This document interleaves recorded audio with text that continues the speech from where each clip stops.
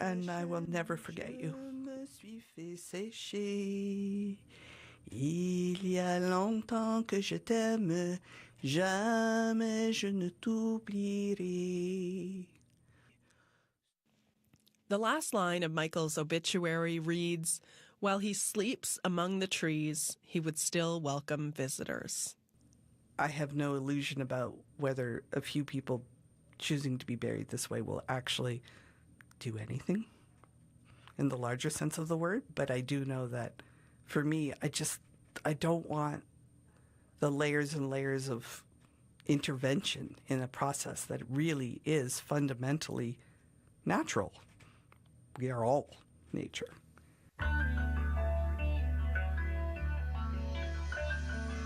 That's all for Storylines this week. Today's episode was reported and produced by me, Caroline Hillier, with Allison Cook. Thanks also to Jody Martinson in British Columbia and Moira Donovan in Nova Scotia for visiting cemeteries for us. A version of this story originally aired on What on Earth. Storylines is produced by AC Rowe, and the show is part of the CBC Audio Doc unit.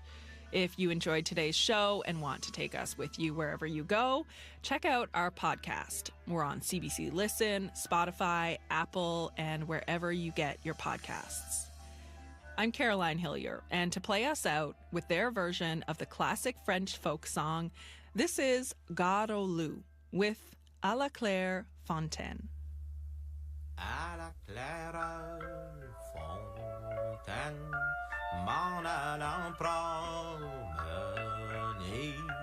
j'ai trouvé l'eau si belle que je m'y suis baigné. Fendez le bois, chauffez le four, dormez la belle, il n'est point jour. Sous les feuilles d'un chêne, je me suis fait sécher. This is CBC Radio 1, 990 AM, 89.3 FM in Winnipeg. Your home, your street, your neighborhood, your community, your country, your world, your news. Your news that matters. News that belongs to you. Your World Tonight. Every night, 7 days a week on CBC Radio 1. On demand on the CBC Listen app and everywhere you get your podcasts. You know the feeling of finding a really good podcast? Or the feeling of someone always being there, like your favorite radio show. Stream CBC Podcasts, CBC Music, and...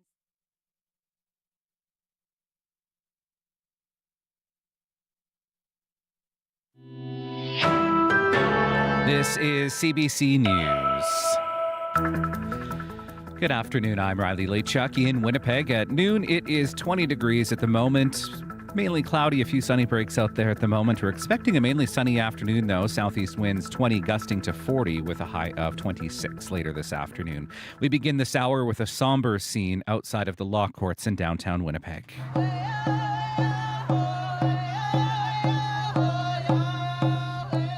The sentencing hearing for serial killer Jeremy Skibitsky is now underway in a courtroom in Winnipeg. The 37-year-old was found guilty of first-degree murder in the killings of 3 First Nations women and an unidentified woman police believe was Indigenous. CBC's Cameron McIntosh is covering the hearing. Family members will be permitted to, and community members will be permitted to make victim impact statements. We're expecting about 8 statements from family members, another 2 statements from the community, and a lot of thought has gone into this within the Indigenous community here in Manitoba.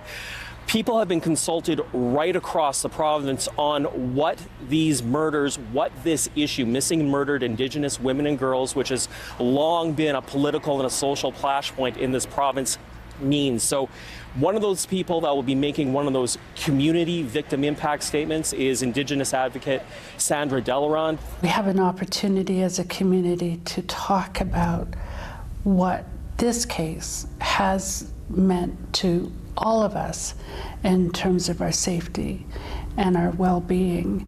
So really, in that sense, it's their opportunity to confront a killer. We know Jeremy Skibitsky will be sentenced to 4 concurrent mandatory life sentences. That's the CBC's Cameron McIntosh reporting from the Law Courts building. Elsewhere in Winnipeg today, Prime Minister Justin Trudeau is here making a series of stops. It is his second appearance in the city since the by-election in Elmwood-Transcona was called. The CBC's Ian Fraze has that story. I'm really appreciative of the opportunity to be here. The Prime Minister is speaking this hour with the International Union of Operating Engineers. Justin Trudeau is set to deliver his speech and then head to other events to meet community members.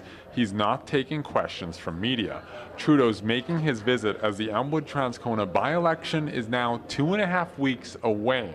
While Trudeau is stopping in Winnipeg for a second time this month, he's only expected to make a brief stop in Elmwood-Transcona. The Liberals aren't seen as a major player in what's expected to be a competitive race between the NDP and Conservatives.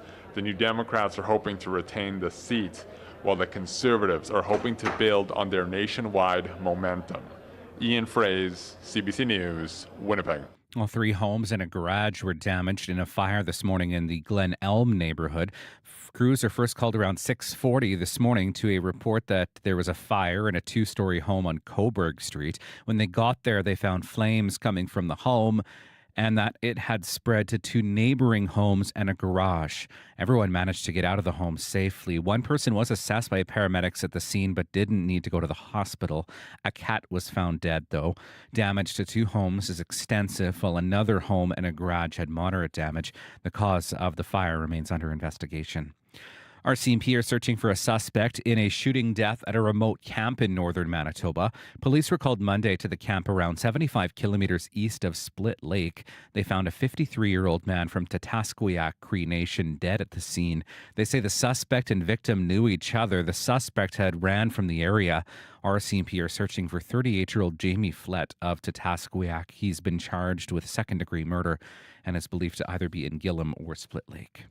Well, to Ottawa now, where a parliamentary committee is grilling government officials in Ottawa today. It is focusing on how a father and son accused in a foiled terrorist attack were able to get into Canada. What we have here, Minister, is obviously a colossal failure. The 2 men were arrested earlier this summer and accused of planning a violent attack in Toronto. The father, Ahmed El Didi, was given asylum in 2021 and later granted Canadian citizenship. That is despite having pledged allegiance to ISIS years earlier. He's also accused of committing violent acts somewhere outside of Canada. Public Safety Minister Dominic LeBlanc says that evidence only came to light just recently. There was, at the time that those decisions were made, no information that would have come to light to trigger what happened earlier this spring in terms of CSIS's investigation. Immigration Minister Mark Miller is expected to testify before that committee at a later date. He has said he is looking into whether the El Didi's citizenship should be revoked. And finally, just weeks after hosting the Olympics, the city of Paris holds the opening ceremony today for the Paralympic Games. But unlike the Olympic opener that featured a boat parade on the Seine River, the Paralympic ceremony will be held exclusively on land. You can watch that ceremony live this afternoon, starting in about 25 minutes from now at 12:30 on both CBC Television and CBC Gem, and it will repeat later on this evening. And that is the CBC News from Winnipeg. You can stay up to date throughout the day by heading to cbc.ca/Manitoba or by staying right here on CBC Radio 1. Today in Winnipeg, a high of 26 degrees, and our forecast, a mainly sunny afternoon ahead. 23 your high in Brandon. Good chance I could see some showers, maybe a thunderstorm in the west this afternoon. Thompson looking at a mainly sunny sky today and 22 degrees. You're listening to CBC Radio 1.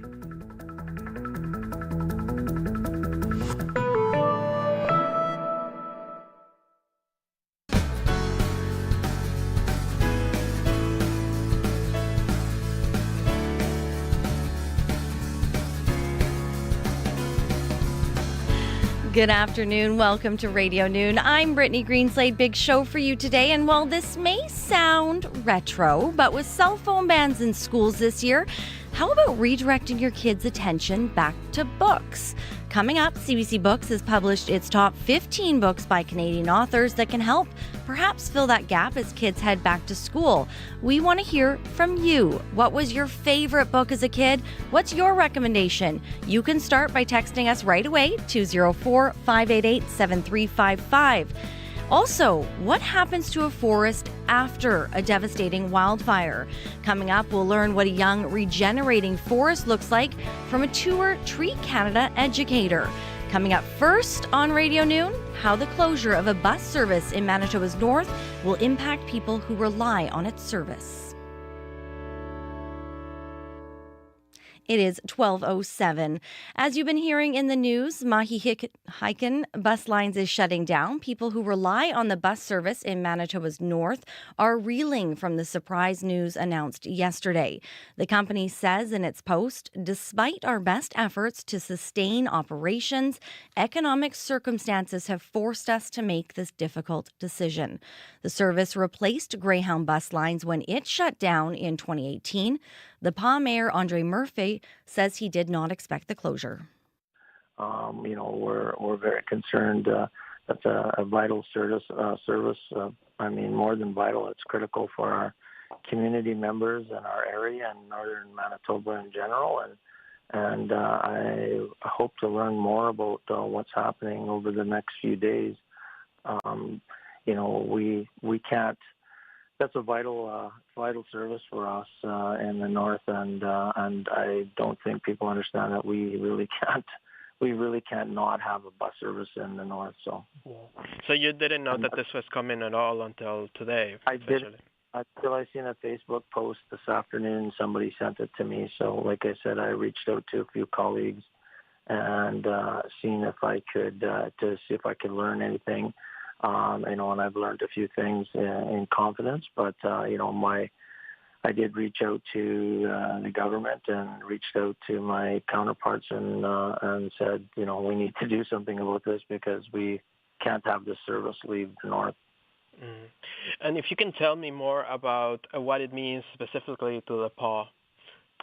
Well, we are 6 hours from a major center, and a lot of our healthcare services are we're lacking healthcare in our community and as well as in northern Manitoba, and some simple services that people come to expect.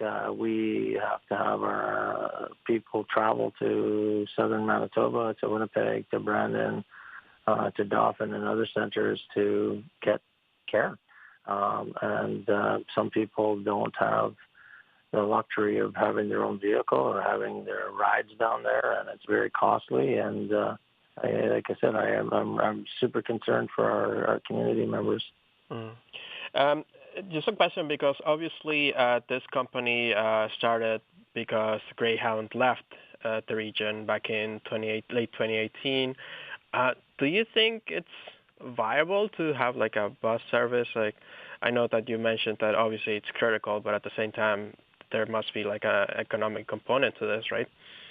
I don't know how they run their business, so I'm not 100% sure what the economics or their business model is for the bus service. But I do know that we cannot not have a bus service in northern Manitoba. It's just not feasible. Whether we need to have other supports come in or other financial systems in place to support this service, northern Manitoba and the PAW cannot not have a bus service. Mm. I hope to learn more over the next short while, and maybe I don't really understand how this just for us as a community came out of the blue. We had no forewarning, so I'd like to understand what position they're in and if there's what the plan is to help them recover or keep operating. So I'm sure that the management of that business has already done all the looks, but is there anything else can be done? That was the PA Mayor, Andre Murphy, speaking with CBC's Arturo Chang.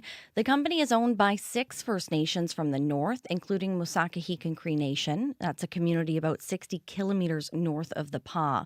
Elaine Monroe used to work for the health authority there. She said patients and nurses rely on the bus service to get to and from the community.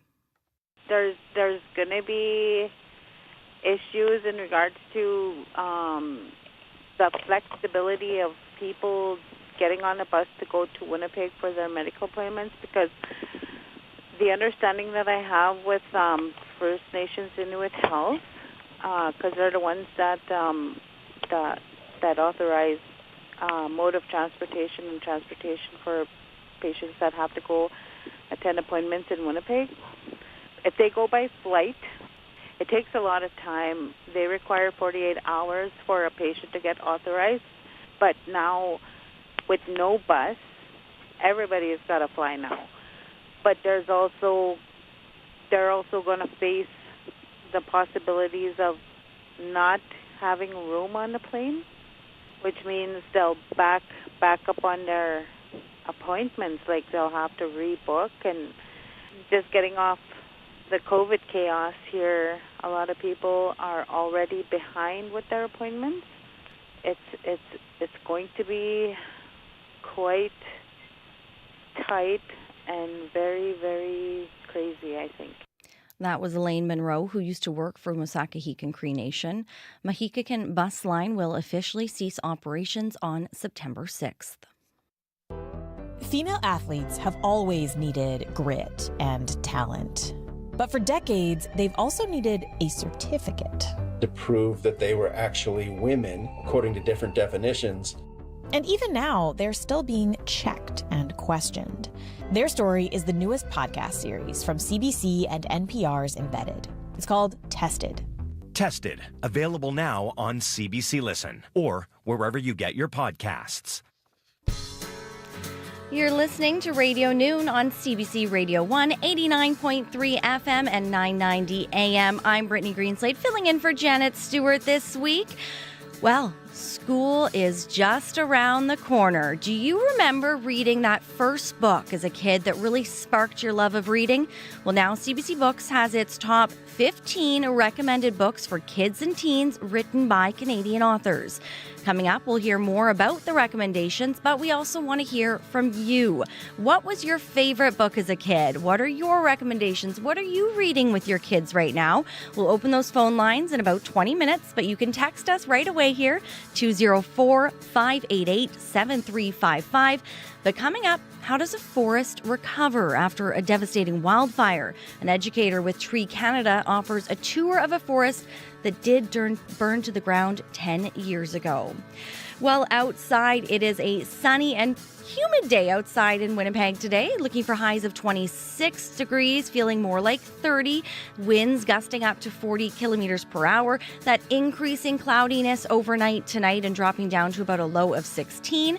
In Brandon, foggy patches dissipating near noon, looking for a high of 23 degrees, possibility of some showers tonight. As we make our way up north, Thompson, mainly sunny skies for you, highs of 22 degrees, few clouds tonight, looking for a low of 10. And up in Churchill, a mix of sun and cloud, partly cloudy tonight, dropping down to a low of 14.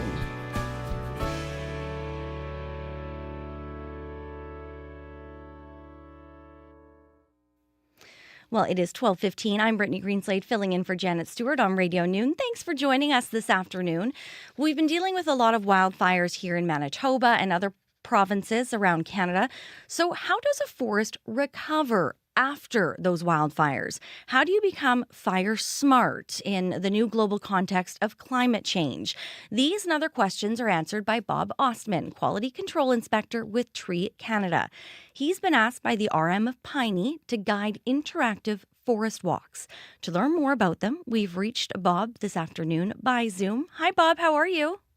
I'm fine. Thank you. Thanks so much for joining us. You're welcome. Glad to be here. Well, Bob, this has been a hot topic, wildfires, for a number of years, and we've been seeing those impacts here in Manitoba. So we want to cover off a few topics, and you cover off a few in those forest walks that you do. So can we start by talking a little bit about the one you did in the Vassar area, looking at the site of where that forest fire happened 10 years ago? Maybe you can just talk about how the area regenerates after a wildfire. Sure. Yeah. Fortunately, after a fire goes through a forest, the pine cones open and actually release their seeds. As a matter of fact, the boreal forest wouldn't exist without fire. The trees have co-evolved and they recover quite quickly. Once the cones are opened and the seeds land in the mineral soil, it doesn't take long for them to germinate, and we're on our way to a healthy young forest. So is it possible that wildfires can actually be good for some forests? Yes, ironically, they are good.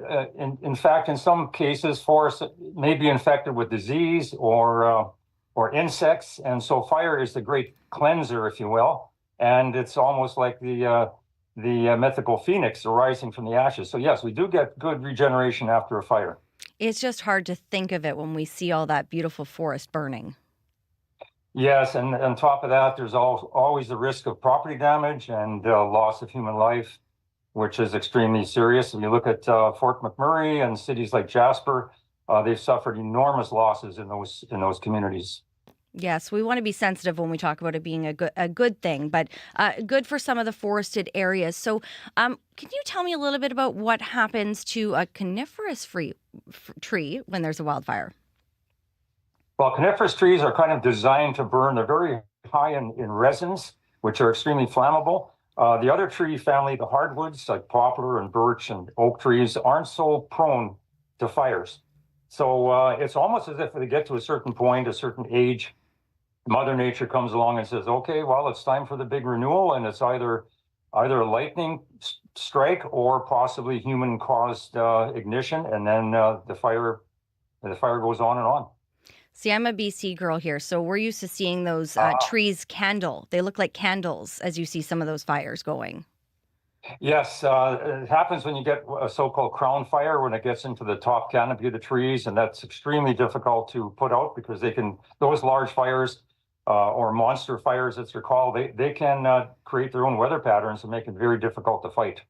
You're talking about just how difficult some of those are to fight. We're still seeing those wildfires up in Bonabee Cree Nation. And how difficult is it to gain control of some of these areas when we have these burning out of control? It can be extremely difficult depending on the weather, such as low humidity, high winds, of course, exacerbate the situation. There's also logistical problems. In fact, in some years, if the lakes are frozen over, the water bombers can't fill up their tanks, and they have to rely on drilling holes through the ice to get the pump lines in there and get that going. So there's all kinds of logistical problems with fighting fires the further north you go. And in fact, in some cases in northern Manitoba, they're beyond the range of the aircraft. So we just have to let Mother Nature take its course, and hopefully that there's some good rainstorms moving in to extinguish them. Yeah, those can be tough to watch too. What are we seeing as some of the main causes of wildfires these years?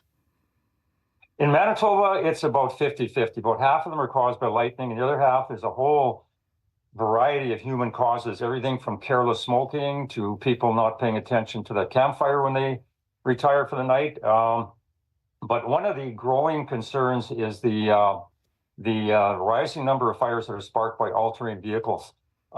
People tend to, shall I say, challenge themselves by going through marshes and swamps to see if they can traverse that type of terrain, and they get all kinds of vegetation caught in the undercarriage of the all-terrain vehicle. And when they carry on, that plant material dries out and can ignite against the hot muffler and then drop cinders. And of course, the riders might be 3-4 kilometers away by the time it ignites, and they don't even know they started a fire. The big Vassar burn a decade ago was definitely caused by ATV traffic. That's incredible. That's not. I've been around forest fires, my whole life, growing up in BC and in the interior, and that's definitely not one that I had heard of.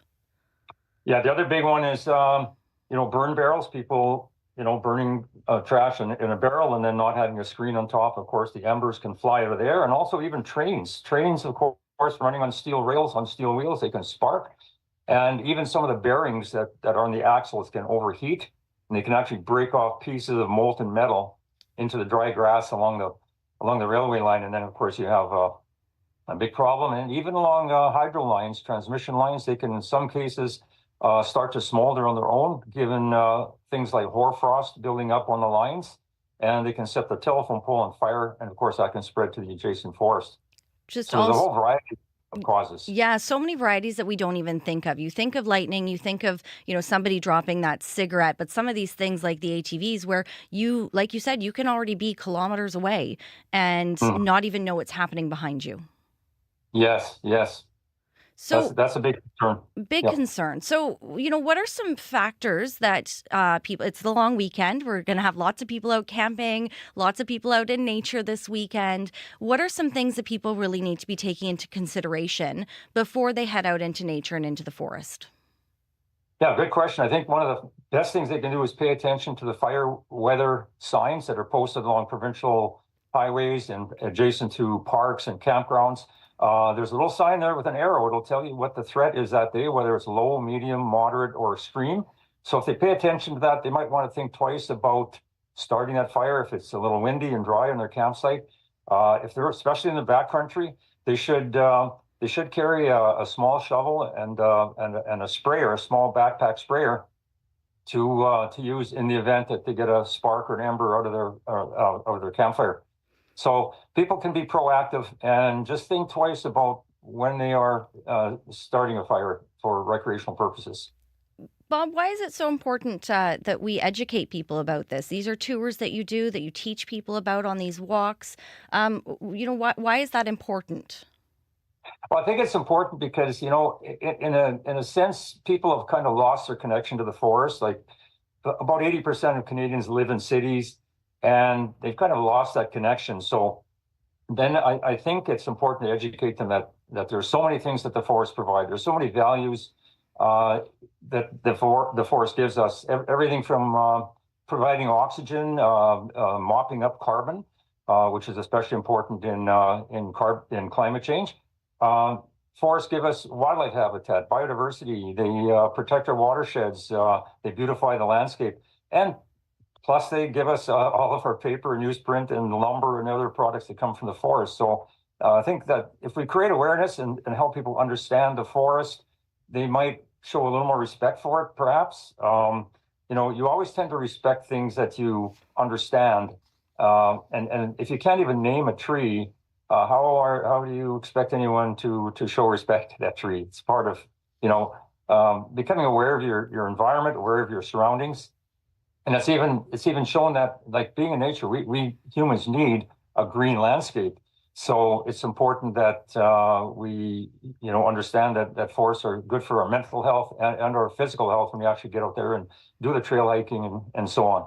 I can tell you my mental health definitely feels better after going out into a forest, after going for a hike, getting out into nature. I think there's something about us, leaving that cell phone, putting it away in your pocket, even if you, just for safety, and just getting out there and being one with nature for a bit. You mentioned people not being able to identify trees. So on your tours, you give people some of those practical tips on how they can identify trees. So how do you, can you tell us how you identify the age and the type of a tree? What are some tips that you have for people? Okay, well, first of all, no matter where you are in the world, there's really only two families of trees. Those are so-called coniferous, the ones with cones and needles, like the jack pine, the spruce, the tamarack, and so on. And then we have the hardwoods or deciduous trees, which are broadleaved. So the easiest thing is to start with the leaves. And then you can sort of fine-tune your look at things like the twigs, the bark. Every species has its own unique characteristics. And there are plenty of resources online where you can look at sort of a flow chart to help you narrow down what type of tree you may have in your backyard if you want to find out more about it. Perfect. And what kind of reaction do you get from people that come on these tours once they've been through it, or even when they're on it and you're teaching them about some of this regeneration? I get tremendous feedback from the groups afterwards. We try and keep it brief, about a 3-hour hike in the woods. I get lots of questions. I get, lots of people are curious about how trees grow and how they reproduce and so on. In terms of the age, like we can ask, we can't ask a tree how old it is, but we can certainly look at the tree rings. But obviously, we're not going to cut down a tree to determine its age. Every tree ring has a dark and a light section that represents 1 year. And of course, when we do want to find out the age, we have this device called an increment borer, which we core into the tree, and we take a core, and then we can count the rings and determine its age. And we can also determine its height with this little device here called a clinometer, which when we point at the top of the tree and then the bottom of the tree, it'll give us the total height. So with that, we can understand, for example, how many board feet of lumber might be in a tree, although a tree is worth way more than its lumber in terms of, wildlife habitat, biodiversity, and so on. I love this. We're bringing some education, even some math into this. Bob, thank you so much for joining us. You're very welcome. Thank you for contacting me. Bob Osman works in quality control with Tree Canada. The next tour happens on September 21st to kick off National Forest Week. For more information, you can contact the Office of Piney at office@rmofpiney.mb.ca.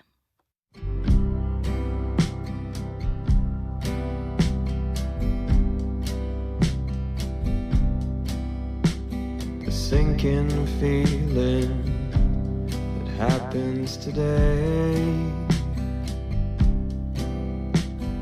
Clouds are moving, the seasons away. November calls you twice a day, reminding you of photographs taken in May.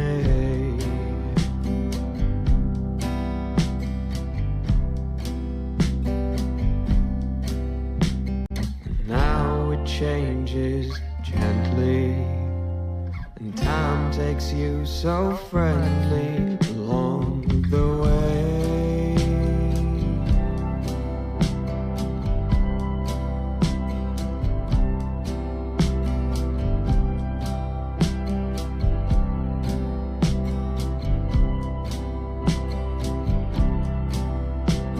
The work dog rises, darkness to stay. So pour a cup of loving just in case.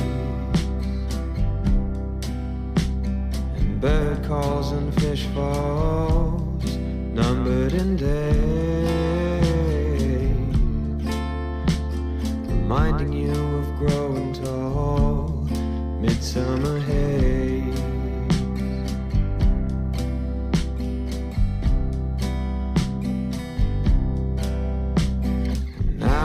Changes gently, and time takes you so friendly along the way.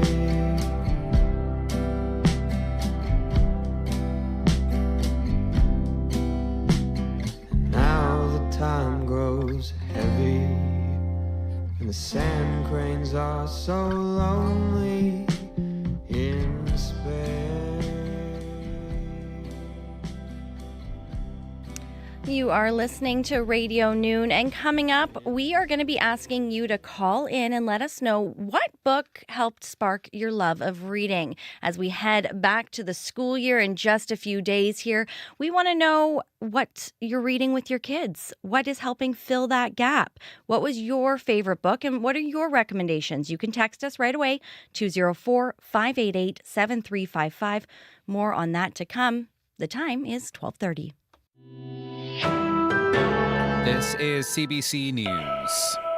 Good afternoon. I'm Riley Lachuk in Winnipeg at 12:30, 21 degrees in Winnipeg under a mostly cloudy sky. We're looking at a mix of sun and clouds, clearing as we get through the afternoon today. Our high 26 degrees. We begin at the law courts, where it is a courtroom bursting with emotion today. Several family and community members are sharing their victim impact statements in the sentencing of serial killer Jeremy Skibitsky. Rebecca Contois' sister wrote that she is paranoid and can't walk alone, while Morgan Harris's daughter Cambria looked directly at Skibitsky and called him an absolute vile monster. Sandra Delarond offered a community perspective. She's an advocate for missing and murdered Indigenous women and girls. She told CBC News it's important to document the broader impact. Far too often, society can compartmentalize an issue and say, oh, that just affected that person in that family, and a decision has been made by the court, so it's over. Delarond presented court with drawings from a graphic artist to visualize what she heard in the community. Prime Minister Justin Trudeau is making a series of stops in Winnipeg today. When workers organize, they demand better. The Prime Minister is speaking with the International Union of Operating Engineers. He is not taking questions from reporters, but media were told to leave the room before he took questions from union members at that event. Trudeau is making visits as the Elmwood-Transcona by-election is now just 2.5 weeks away. He's making 2 other stops in the city later this afternoon. Overseas today, Israeli security forces are carrying out what is being called a major military operation in the occupied West Bank. Heard from a distance, that is a series of raids in a number of cities, including Jenin. As well, there are reports of gunfire being exchanged inside a refugee camp there. The military operation is believed to be the largest of its kind in the West Bank in decades. The Insurance Bureau of Canada says the property loss and other damages from the Jasper wildfire will total more than $880 million. 25,000 people were forced to flee Jasper and the Jasper National Park area back in July. A third of the town, 350 homes and buildings were destroyed by fire. It's the second most expensive natural disaster in Alberta history, the first being the 2016 wildfire in Fort McMurray, which resulted in $4 billion in damages. And finally, to something a bit lighter, Kansas City player Travis Kelce is no one-trick pony. In addition to his NFL career, his latest business venture includes horses. He has bought an ownership stake in a racehorse, and it comes with an apparent nod to his girlfriend Taylor Swift. The 3-year-old horse is named Swift Delivery. He has been a part owner of this horse for a month now. Kelsey's partner in horse ownership says the horse was not named after Swift. That, by the way, was just a total coincidence. I don't know if I believe that. I don't know if I believe that. That is quite the coincidence. Quite the business venture. Right? All right. Thanks, Riley. No problem. Well, welcome back to Radio Noon on CBC Radio 1, 89.3 FM, 990 AM. It's a really nice day outside here in the southern part of the province. Mainly sunny here in Winnipeg. Highs of 26. A little bit warmer than that. Feels more like 30 degrees. We're going to see some clouds tonight and a risk of thunderstorm overnight as well. We could possibly be seeing some of that rain in Brandon for you as well. Chance of showers later this afternoon. And up in Churchill and Thompson, mainly sunny in Thompson, looking for a high of 22 degrees. That's clouds rolling in tonight, and a mix of sun and cloud in Churchill is what we're going to be dealing with for you. Well, it is the long weekend upon us coming up, which signifies, that unofficial end of summer. I know, don't get mad at me. I can't control the calendar. But with summer winding down and cell phone bans coming into effect as kids go back to school, it might be a good time to introduce your kids to a good book, maybe help distract them, maybe even spark a passion for reading. CBC Books just posted 15 books, by Canadian authors and illustrators that can help kids and teens really ease back into books, especially if they had those tucked away over the summer holidays. So today on our calling conversation, we want to find out from you, what books sparked your love of reading as a child or even as an adult? What books do you love reading to your kids and why? Maybe we can get some recommendations out here for our listeners. And joining us is Bridget Raymundo. She's an associate producer with CBC Books and helped curate the list. Hi, Bridget. How are you? I'm good. How are you? Thanks for having me. Thank you for joining us. So I want to give people just this number. If you have a book that you want to recommend or tell us why it's your favorite, you can text 204-588-7355 or give us a call because we always love to hear your voices, 204-780-0893. So Bridget, first off, how did your team go about selecting these books? Because, oh my goodness, there are so many. Yeah, so we took a look at the kind of recent releases that have come out this year, and noticed that a lot of them talk about this anxiety of going back to school. So it's not just about like getting back into reading; it's also about how do I be myself in a new school year. And so that's how we kind of curated this, starting with picture books and going all the way to books for teens.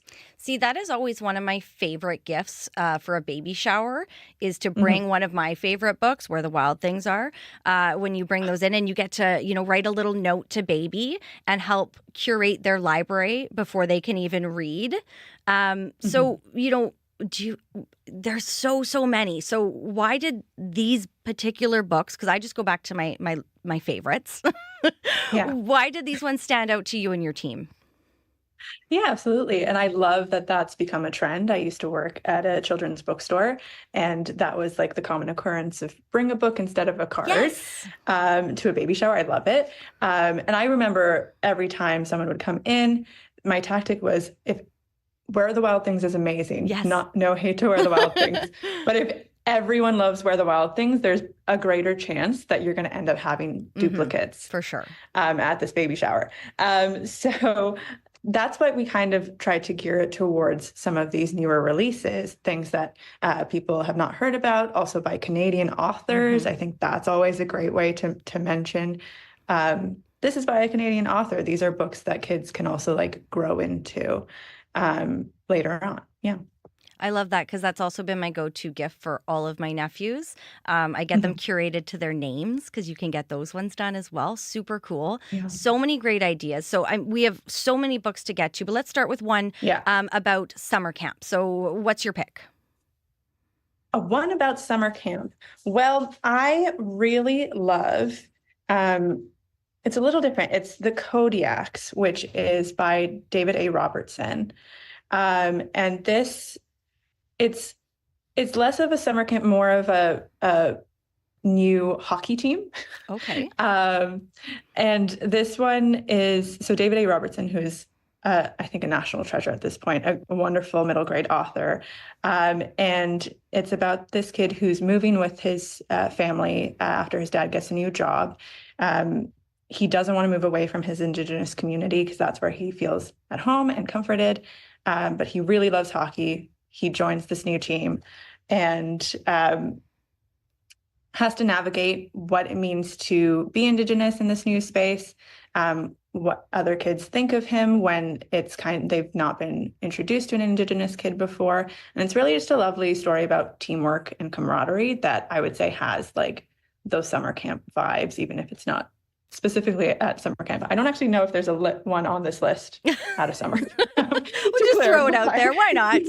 But, I also love when you talk about, we're bringing in different cultures, we're bringing in diversity, and it's something that books, a few decades ago, we didn't really have a lot of that on the shelves when we were talking about inclusion, equity, diversity, to be speaking with our kids about. And it's something that is so important. And are you seeing so much more of that now?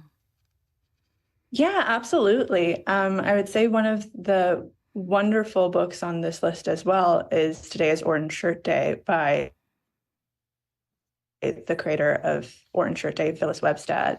And that's a board book. And so that's really touching to see books for like 0 to 3, where they're really formative. It's a few words, it's simple pictures, but it's introducing even the littlest of people to different cultures and communities that they are a part of, or they might be about to see in the world.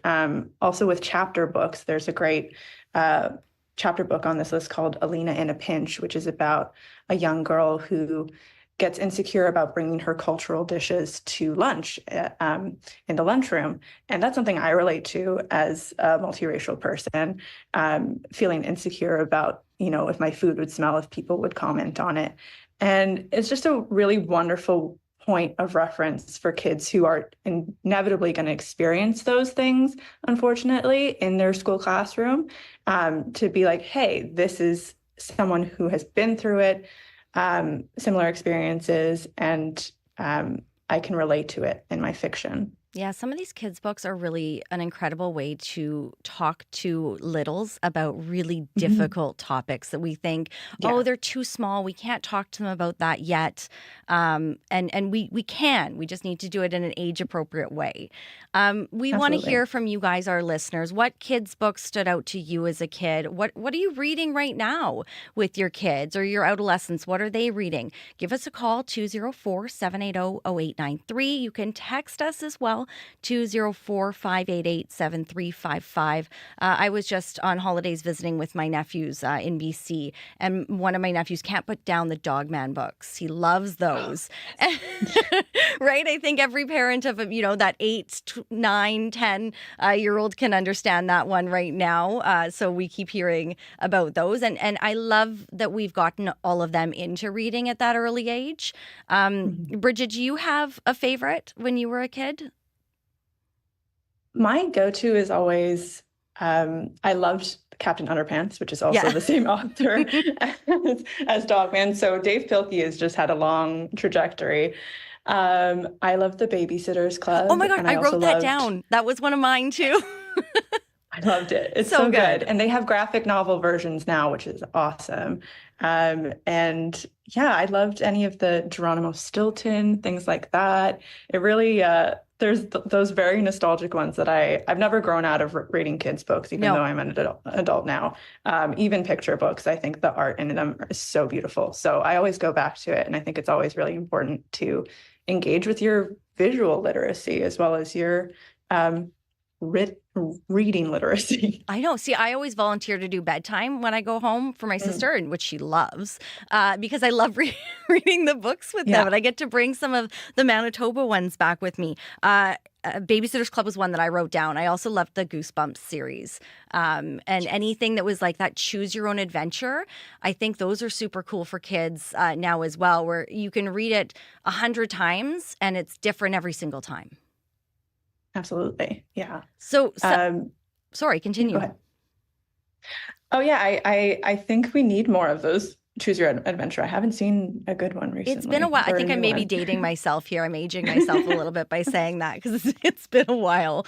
Some of the most classic children's stories that we see and have read time and time again, of course, are fairy tales. So do you have any books for fairy tale lovers out there? There's one book, again by a Manitoban illustrator, which is awesome, Rael McGregor. It's called Mortified. And I think it's definitely that middle ground. It's a middle grade book, but it starts each chapter with a comic illustration. So if you have kids that are lovers of graphic novels and you're wanting to ease them into chapter books a little bit more, this is a great place to start. But it's basically about this kid whose best friend thinks she's a witch. And so it's kind of like a contemporary fairy tale, I would say. Like she signs her friend up unbeknownst to her to an audition. She's so nervous about it. And all of these sequence of events happens after the fact because her friend has these magical powers that she wasn't aware of. So I really like those modern takes on fantasy elements. There's a YA book on here as well called Curiosities that's kind of like that magical fantasy high school experience. And that's always really fun. I feel like we kind of go through waves with what's hot and what's not, right? Like there was a big time through Harry Potter and all of those. And then we had the big time where it was vampires and we seem to go through phases. I see you're laughing at me.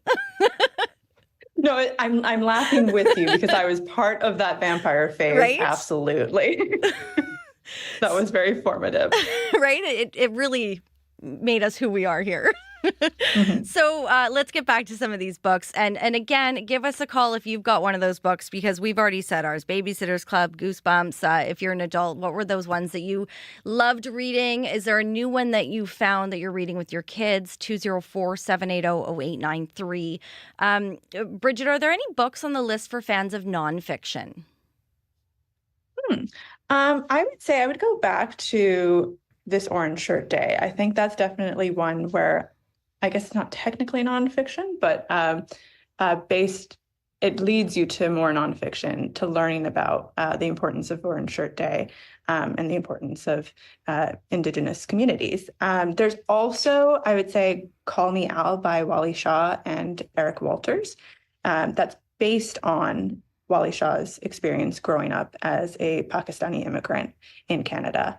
And that one, again, tackles some very difficult topics about experiencing racism, experiencing ostracism as a young kid, but for young readers in a way that they can relate to. And I think parents can read along as well and find ways to talk about difficult things. Yeah, and I was going to point that out. This really is a way for parents who maybe don't know how to have those conversations or where to start those conversations to be reading these books, and kids, they're naturally curious, are going to start asking those questions. So you don't even need to be approaching it as the parent. You can kind of read the book and have them ask those questions to get into some of those really difficult conversations and topics.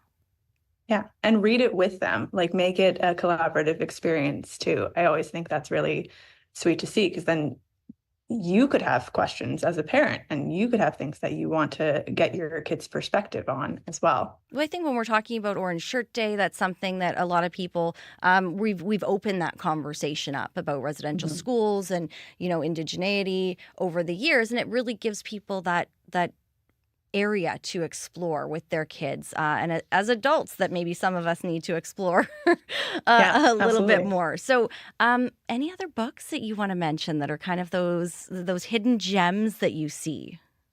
Yeah, I would say if any little kids are nervous about going to school, there's 2 books on here, I Am Cherished by Nomi Ako and The Only Lonely Fairy by Lana Button and Peggy Collins. And these are both about, I think, kids who just want to have community, to find a friend, to wander and adventure and play pretend at recess, play fairies with The Only Lonely Fairy. And they're both really lovely stories about finding those connections in your first couple of days of school. So if there's any nervousness, if there's any anxiety, those are 2 that I would definitely recommend reading with your kids before they start the new school year. Bridget, how hard is it to really whittle down this list? I mean, there are so many books out there. There are so many authors. Where do you go? Yeah, well, we're very fortunate that a lot of the authors and publishers come to us and tell us about their books, so it makes it a lot easier that way. And also that we get to curate lists like this all year round. So we've got a bunch of different fall previews coming out starting as of 2 weeks ago in all different genres. And it's a really wonderful opportunity to talk about the new and emerging authors.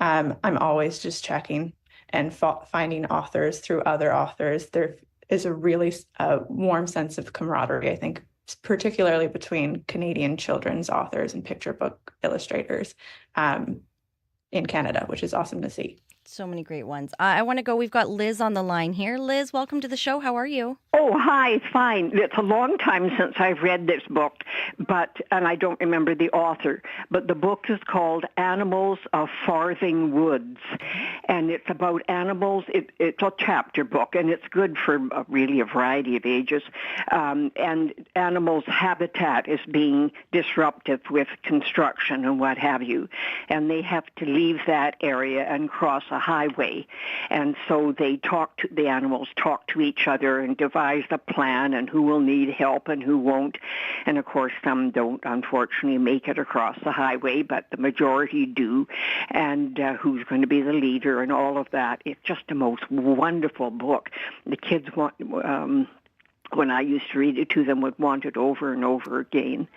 So that's my little 2 cents worth. Liz, it sounds like a really timely book. And is this one that you read to your kids, or were you a teacher? Oh, yes, and I'm talking 50 years. Yeah. A little while ago. Yes, but I'm sure it's still available, and certainly a child of even 4 years old, like grade 2, would like it. 2, 3, 4, 5, even 6, because they remember it, and they would all snuggle up beside me and a whole bunch of them. Did it help open up some of those conversations with your kids? Oh, yes, and they identified with the animals and the stress they were facing and, all that kind of stuff. It was just a lovely storybook. I love that. Thank you, Liz. Thanks so much. You're welcome. Bye. And our producer extraordinaires have double-checked that is available online. You can get that one on Amazon. So a nice little plug there. Or, possibly one of your local bookstores as well. Bridget, any more last-minute tidbits that you want to call out there of something as we head back into the school year, of somebody maybe if they've got a little who doesn't love to read? Maybe there's something that gets them in there. Yeah, I always say and encourage reading graphic novels. I think it's a great way for little ones to get into reading, especially if they're moving from chapter books to sort of middle grade books, where it can be really intimidating to start with a 200-page book when you're reading these short little series. So there's a great book called The New Girl by Cassandra Kalin, which is about a girl in grade 7 who's just immigrated to Montreal. And she gets her period for the first time, and it's a whole thing, as it always is, and I deeply related to the story. But it's so sweet the way that she kind of has new friends gather around her. Her family supports her. I really wish I had a book like that growing up, actually, to just empathize with that experience. Right. And real life. So it happens. It happens. So anything like that, and told in the graphic novel form, it's a great way to get into reading, I think, if you're hesitant about it. And I still go back to it when I'm having trouble reading things that are a bit denser. I go back to read words with pictures and read children's books. Just gives us a little break. Yeah. Thank you, Bridget, so much for joining us this afternoon. Thank you so much for having me. Bridget Raimondo is a producer at CBC Books. Visit cbcbooks.ca for all those great summer reads and more. Angeline Tadaweo hosts The Block. Afrobeats to jazz, hip-hop to R&B, calypso, Kez the Band, Michelle Montano, Bob Marley, Bounty Killer. So we really give all these artists a chance to shine, and the key is in the programming, in making it make sense, and making sure that the music is fluid, a fluid experience. The Block with Angeline Tadaweo. Available now on CBC Listen. It is 12:53. Victoria duo O.C. Elliott launched their career by sharing intimate live music videos of the couple singing songs in the back of their Honda CR-V. The video series has gained millions of views and made the musical partners a Canadian staple. For the band's newest tune, they parked the CR-V and took their music into the studio. Have a listen. This is O.C. Elliott with Adelina.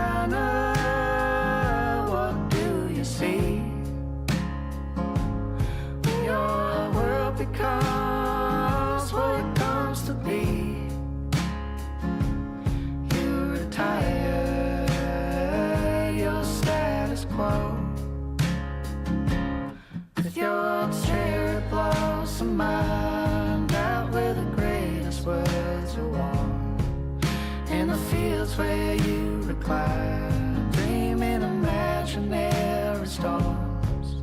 I love you for the shape you make of me.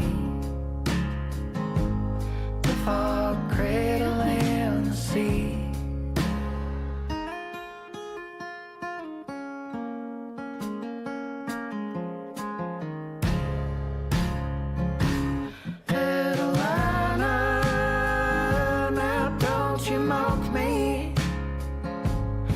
Your gentle lines of California poppy.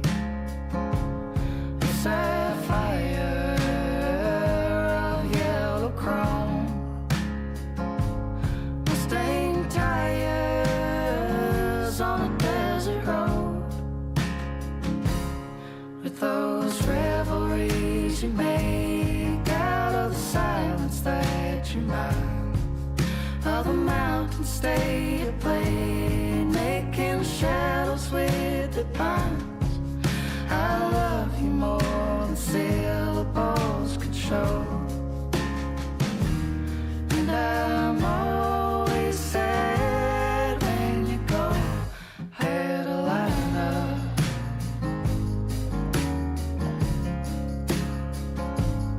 Adelina.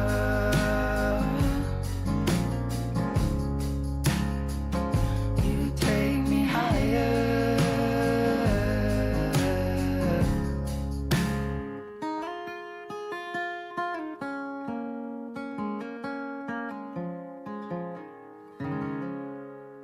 That was Adelina by Victoria Duo O.C. Elliott.